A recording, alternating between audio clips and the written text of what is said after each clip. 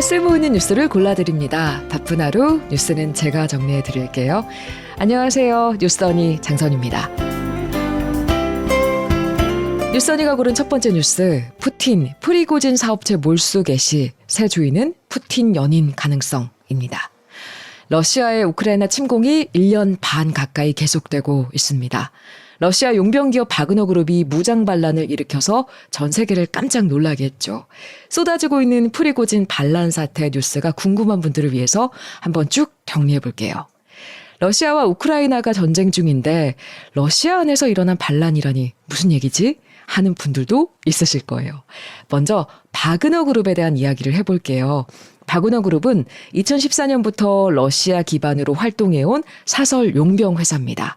러시아는 법으로 용병 자체를 금지하고 있지만 바그너 그룹은 러시아 제2의 도시 상트페테르부르크에 회사 건물이 우뚝 서 있어요. 오래전부터 러시아 정부의 비호를 받고 있다. 혹은 러시아의 위장부대다라고 보는 시선도 있었습니다. 바그너 그룹은 지난해까지도 러시아 행정당국에 등록되지 않은 치외법권적인 존재로 설립자가 누구인지도 알려지지 않았었어요. 푸틴 대통령의 최측근이자 푸틴의 요리사로 알려진 프리고진이 바그너 그룹을 만들었다라는 얘기가 나돌았지만 프리고진은 계속 부인해 왔었어요. 그러다가 지난해 9월 처음으로 자신이 바그너 그룹 설립자다라고 시인했습니다. 자, 이번 반란의 주축인 프리고진은 그럼 어떤 사람이냐? 프리고진은 젊어서는 사기와 성매매 알선 혐의 등으로 수감 생활을 했고요. 출소 뒤에는 외식 사업에서 큰 성공을 거뒀어요. 1990년대에는 푸틴 대통령과 인연이 닿아서 크렘린궁 연회까지 주도하며 푸틴의 요리사다라는 별명까지 얻었습니다. 본격적으로 세력이 커진 건 바그너 그룹을 창설하면서부터예요.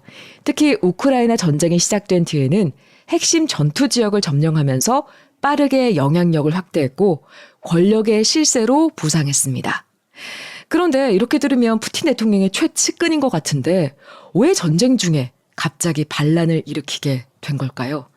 사실 프리고진과 러시아군 수뇌부는 그동안 병력 지원을 놓고 사사건건 갈등을 빚어왔습니다. 갈등이 쌓이고 쌓여서 폭발했다라고 볼 수가 있는데요. 존재감을 알리려는 바그너와 또 민간군 부대를 견제하려는 국방부가 부딪힌 거라고 볼 수 있습니다. 특히 최근에 바그너 그룹을 중심으로 러시아가 우크라이나 동부의 굉장히 중요한 요층지 바흐무트를 점령하는 과정에서 갈등이 확 커졌어요. 프리고진은 세르게이 쇼이구 국방장관과 게라시모프 총참모장을 겨냥했는데 이들 러시아 군 수뇌부가 자신들에게 탄약과 무기를 제대로 공급하지 않았다고 주장하면서 병력을 철수하겠다 이렇게 정부를 압박해왔습니다. 러시아군 측은 우리랑 정식 계약을 맺고 국방부 밑에서 너희 활동해라 이렇게 대응을 했죠. 바그너는 자신을 통제하려는 러시아 국방부를 비판하면서 계약을 거부했습니다. 그리고 러시아 국방부가 미사일로 우리를 공격했다라고 주장하면서 군부대를 이끌고 러시아로 향한 겁니다. 푸틴 대통령 굉장히 화가 났겠죠. 프리고진 체포령을 내리고 모스크바 등지에 대테러 작전 체제를 발령했습니다. 반역, 등에 칼을 꽂았다라는 원색적인 용어로 프리고진을 강력히 비난했습니다. 모스크바 도심에는 장갑차와 무장 병력이 등장하고 극도의 긴장감이 감돌았는데요. 바그너 그룹이 모스크바를 약 200km 앞둔 지점에서 프리고진은 돌연 모스크바 행진 중단을 지시했습니다. 유혈 사태를 원하지 않았기 때문이라는 게 이유였어요. 어쨌든 이렇게 하루 만에 협상이 된 건 러시아의 동맹이자 20년간 프리고진을 알고 지냈던 벨라루스 대통령이 중재에 나서면서였습니다. 러시아는 프리고진과 바그너를 처벌하지 않는 조건을 걸었다고 하죠. 쿠데타에 참여하지 않은 바그너의 군인들은 러시아 국방부 소속으로 계약을 맺기로 했습니다. 물론 아직 의문은 남아있죠. 러시아 정보부가 프리고진을 비롯한 바그너 수뇌부, 가족의 신변 안전을 위협했다라는 이야기도 있고요. 또 반란에 투입된 용병의 수가 프리고진의 주장에 크게 못 미쳤다 이런 지적도 있어요. 프리고진은 가담 인원이 2만 5천 명이라고 주장했지만 실제는 8천여 명으로 모스크바 장악이 현실적으로 불가능하기 때문에 물러섰다라는 분석도 있습니다. 어쨌든 이후로 러시아 내부에서는 프리고진과 가까운 수로비킨 부사령관이 체포되면서 본격적인 숙청이 시작됐다는 분석이 나오고 있습니다. 푸틴 대통령은 또 민심 다독이기 나섰는데요.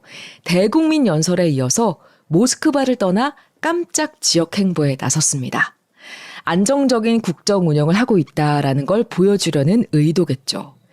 그럼에도 불구하고 러시아 전쟁 장기화에 내부 소요 사태까지 겪으면서 푸틴 대통령은 정치적인 리더십에 엄청난 타격을 입게 됐습니다. 바그너 그룹으로부터 등에 칼을 맞은 데다 상황 수습도 결과적으로는 부하처럼 대하던 벨라루스 대통령의 손에 맡긴 셈이라 이래저래 면을 구기게 된 거죠. 외신들은 푸틴 대통령이 23년간 러시아를 통치한 이래 가장 심각한 위협에 직면했다라고 보도했습니다. 그럼 바그너 그룹은 어떻게 됐을까요? 푸틴 대통령은 프리고진이 운영하던 사업체를 몰수하는 절차를 밟고 있습니다. 러시아 연방보안국 FSB 요원들이 최근 상트페테르부르크에 있는 바그너 그룹 본부 사무실을 압수수색했고 프리고진이 운영하던 사업체 가운데 핵심으로 꼽히던 패트리엇 미디어의 컴퓨터와 서버도 압수했다고 합니다. 미 월스트리트 저널은 패트리엇 미디어의 새로운 소유주는 내셔널 미디어 그룹이 될 가능성이 있다고 전했는데요. 내셔널 미디어 그룹은 푸틴의 연인으로 알려진 리듬 체조 국가대표 출신 알리나 카바예바가 이끌고 있는 기업입니다. 카바예바와 푸틴 사이에는 최소 3명의 자녀가 있는 것으로 알려져 있습니다. 크렘린은 지난달 24일 바그너 그룹의 소셜미디어 채널을 차단했고 또 프리고진의 사업체인 콩코드 자회사 몇 곳을 상대로 불시 단속을 벌여서 총기, 위조 여권, 현금과 금괴 약 630억 원 상당을 찾아냈다고 합니다. 자, 일단 사태는 봉합이 됐지만 앞으로 전쟁 상황에도 영향이 있겠죠. 바그너 그룹은 우크라이나전 초반부터 주요 전투를 이끌어왔기 때문에 러시아 입장에서는 전력에 큰 공백이 생긴 상황이죠. 반대로 최근 대반격 작전을 시작한 우크라이나군에는 호재로 작용할 가능성도 있습니다. 러시아 정규군이 이번 사태에 얼마나 효과적으로 대응할지가 사태 향방을 결정짓게 될 거라는 관측이 나오고 있습니다. 자, 뉴스언니가 고른 두 번째 뉴스, 40년 만에 사라진 미국 소수인종 배려 제도입니다. 미국 대법원이 대학 입학 때 소수인종을 우대하는 정책이 위헌이다라는 결정을 했습니다. 미국은 인종의 용광로다. 이런 이야기 중학교 사회 시간인가 그때 배웠던 것 같은데 정말 미국에는 백인, 흑인, 아시아계, 라틴계 다양한 인종이 모여 살죠. 그런데 1960년대 미국 흑인 인권운동의 결과로 만들어진 소수인종 우대 제도가 연방 대법원의 판결로 사라지게 돼서 지금 미국뿐 아니라 전 세계가 시끌시끌합니다. 소수인종 우대 정책이 뭐냐? 미국에는 대학 입시에서 흑인, 라틴계 등 소수인종에게 가산점을 주는 적극적인 우대 조치, 어퍼머티브 액션이라는 제도가 있습니다. 1961년 당시 케네디 대통령이 고용차별 해소를 위한 행정명령을 내리면서 대학 입학에서 소수인종을 우대하는 정책이 시작됐습니다. 이 제도 정책 덕분에 1970년에 7.8%에 불과하던 미국 내 흑인 대학생 비율이 2010년대에는 15% 이상으로 늘었죠. 하지만 이 제도가 오히려 백인과 아시아계를 역차별한다는 주장이 계속 나왔습니다. 무슨 말이냐 하면 성적이 높아도 흑인 라틴계 같은 소수인종에게 자리를 뺏겨서 원하는 대학에 들어가기가 어렵다는 거죠. 이 정책은 1978년 위헌 여부를 가리기 위해서 대법원에 올라갔지만 합헌 결정이 났어요. 이번에 학생단체가 몇몇 대학을 상대로 소송을 냈고요. 이번에 미국 연방 대법원이 이들의 손을 들어준 거예요. 45년 만에 대법원이 결정을 뒤엎은 겁니다. 그런데 좀 의문이 들죠. 아니, 미국에서는 오히려 아시아계가 더 소수 아니야? 왜 아시아계는 소수인종이 아니지? 저도 딱 이 기사를 보자마자 그런 생각이 들었어요. 물론 아시아계도 소수 인종은 맞습니다. 하지만 소송을 건 단체는 오히려 이 제도가 없어져야 성적이 뛰어난 아시아계 학생들이 명문대에 더 많이 들어갈 수 있다고 주장하고 있습니다. 무슨 말이냐 하면요. 작년에 아시아계는 미국 대학시험 SAT에서 평균 1229점을 받아서 1098점을 받은 백인이나 964점을 받은 라틴계, 926점을 받은 흑인보다 점수가 훨씬 높았어요.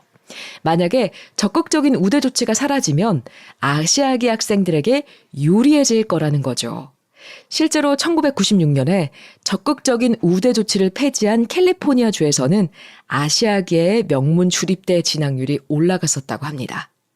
하지만 반대쪽에서는 이 우대 조치를 없애고 싶어 하는 건 백인들이다. 백인들이 아시아계를 핑계로 이런 제도를 없애자고 하는 거라고 지적하고 있습니다. 실제로 이 혜택을 보는 건 아시아계보다는 백인의 진학률이 더 올라갈 거라는 거죠. 한 연구에 따르면 인종을 고려하지 않고 입학 심사를 할 경우 하버드대에서 아시아계 학생 비율이 24%에서 27%로 늘어나긴 하지만 백인이 40%에서 48%로 훨씬 더 많이 늘어날 거라고 분석하고 있습니다. 또 이번 판결이 소수 인종 간의 갈등을 부추겨서 아시아계에 대한 증오를 키울 수 있다라는 걱정스러운 목소리도 나오고 있습니다. 어쨌든 미국 대법원의 판결이 나왔습니다. 자, 이제 어떻게 될까요? 미국 대학 입시는 물론 취업에도 심지어 미국 대선에도 영향을 미칠 거라는 전망이 나오고 있어요. 먼저 대학 입시를 보면 이번 판결이 나면서 미국 대학들은 평가 기준 같은 입시 제도를 바꿔야 되겠죠. 이 판결을 따르면서도 학생들의 다양성을 확보하기 위해 시험 점수의 반영 비중에 변화를 준다든지 또 다른 추가적인 제도를 도입할 거란 전망이 나오고 있습니다. 대학 입시만이 아니에요. 미국에서는 주요 기업들은 채용할 때 소수인종을 배려하는 여러 정책을 도입해 왔는데 이번 판결 이후 기업들의 이런 정책에 대한 소송이 늘 수 있다는 얘기가 나옵니다. 이미 보수단체들이 맥도날드, 허쉬 같은 다양성 정책을 시행하는 기업들을 역차별하고 있다. 이런 민원을 보내기도 했습니다. 여기서 끝이 아닙니다. 다양성이 매우 중요한 전통 가치인 미국이다 보니 학생부터 정치권까지 비판 목소리가 터져 나왔습니다. 인종 문제는 미국 안에서 정치와도 밀접한 관련이 있잖아요. 바이든 미국 대통령은 트럼프 정부 때 보수 쪽으로 기운 연방 대법원이 잘못된 결정을 내렸다면서 이번 판결을 강하게 비판했습니다. 특히 이번 판결에 실망한 흑인, 라틴계 같은 소수인종들이 바이든 대통령과 민주당을 지지하는 등 내년 대선에 영향을 줄 수 있다는 전망도 나오고 있습니다. 자, 뉴스원이거구의 소식은 여기까지입니다. 부쩍 더워진 날씨에 건강 잘 챙기시고요. 오늘 하루도 행복하세요.